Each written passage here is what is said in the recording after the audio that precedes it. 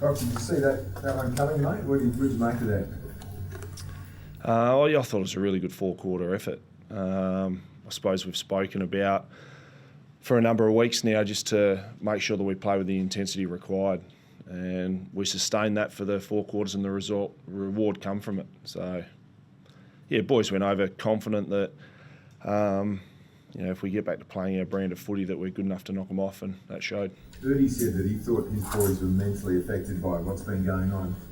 Did you notice anything like that from the last time you played them, or did you see that they were a bit flat? Did you notice anything? No, not at all. I think it's amazing how you're only affected in the second half, not the first half. So, I thought both sides threw everything at each other for the entire game. It was close all the way through, and for our boys to stick it out and was really, really important for our season. Were you surprised by how much you were able to run over the top of them in the second half?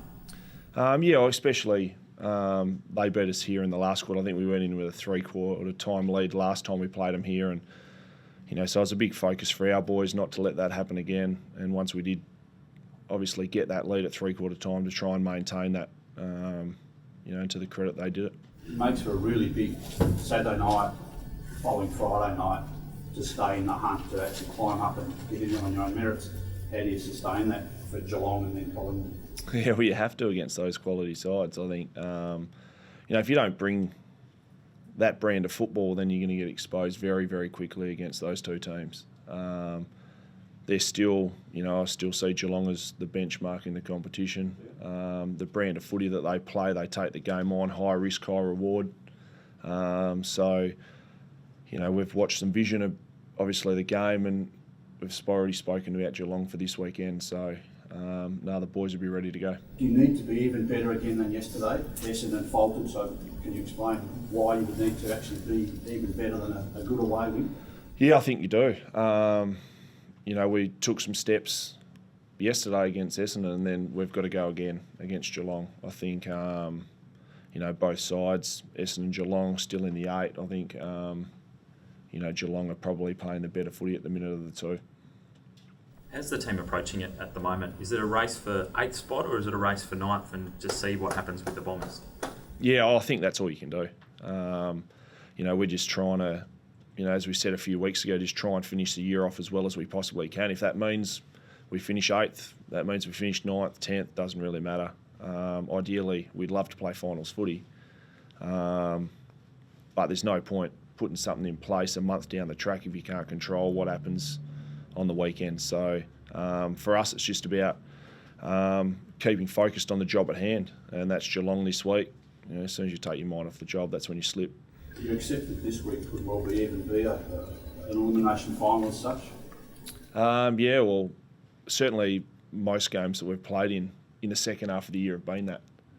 So the playing group was aware of the performances we put up in the first half of the year, allow most games that we play second half to be finals-like, or if we want to play finals and strive for finals, well then you can't drop those sort of games. So, Geelong, exciting challenge, we're looking forward to it. What sort of reinforcements could you expect? What chances are that Newey could come in because it's such a crucial game, and where is Luke Shuey at? Luke's obviously trained pretty heavily last week, so I presume Luke will be available. Mm-hmm. And with Nick, it's just a matter of seeing how he progresses through the program that's in front of him. I think obviously you want to try and get him back playing footy so he can have an impact for the footy side, but if that's going to debilitate him the following week or for the rest of the season, well, then that's got to get looked at as well. So you're sort of hesitating a bit there.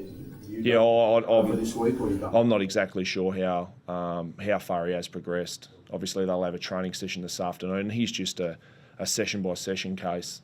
They'll monitor him closely about how he does pull up before they can increase workload, and then eventually, hopefully, give him a game. Hopefully it is this week, but time will tell. Did you see Liquor today? Did you see him? How's he travelling? Yeah, Liquor's okay. Obviously a little bit sore, but he was around. He's been around the club all morning, so he's obviously huge effort to.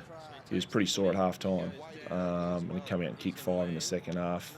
Certainly when the side needed, and took a couple of contested marks and got crunched as well. So yeah, great effort by him. No doubts on him. I know he kicked 5 and with the injury, or Yeah, no, I wouldn't have thought so. I think they'll seek medical advice this week in the first couple of days and determine the extent of it, and then work out from there. But I presume he finished the game, he'll be right to go. And you don't what it is, Coxie? No, so I think it was just a bit of cartilage near his ribs. So yeah, he's all good. have you spoken about 9th position, and if things go the way people think things are going to go, that you may actually still play finals footy? No, I don't think many of the players. I think if players, you'd be living under a rock if you didn't know what was happening, obviously surrounding the media and the case at Essendon going forward. But that's out of our control. You know, whether it's 8th, 9th, and you play finals, we'd love to play finals. But we're not going to play finals if we lose 2 or 3 more games this season. The last 2 weeks, Darren Glass and Mitch Brown have spoken like you on a Monday, and then 2 days later signed a new contract. Will you be signing a new contract in the next 48 hours? I'm not sure. I think you know, that's something that, you know, me and the club will sit down and go through, and you know, whether we play finals, don't play finals, I still want to play footy next year.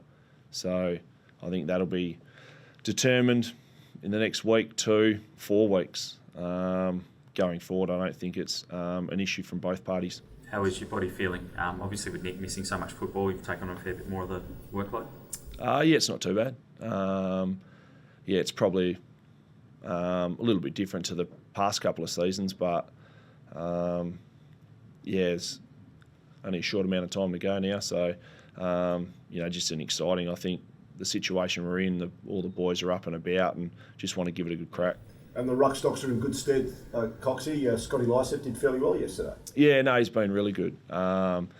Obviously, come into the round 1 and spent some time back at East Perth and really developed as a footballer back there. I think that's the most important thing, is that if you aren't playing AFL, you can still improve your game playing waffle.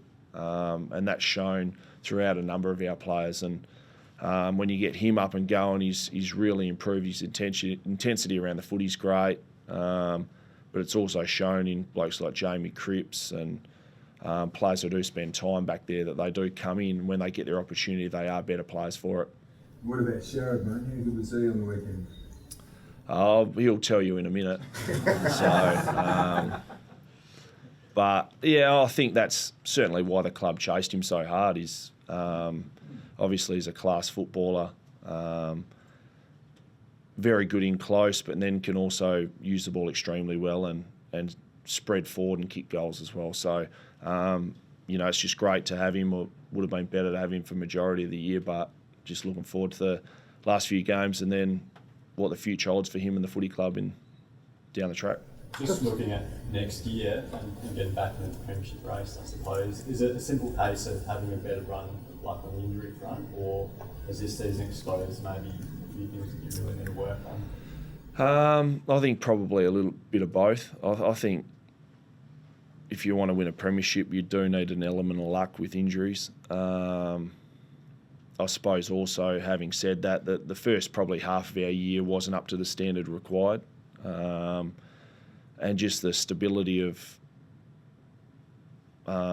players continually playing in your side. I think, you know, we've had 4 or 5 changes most weeks, which is pretty unsettling.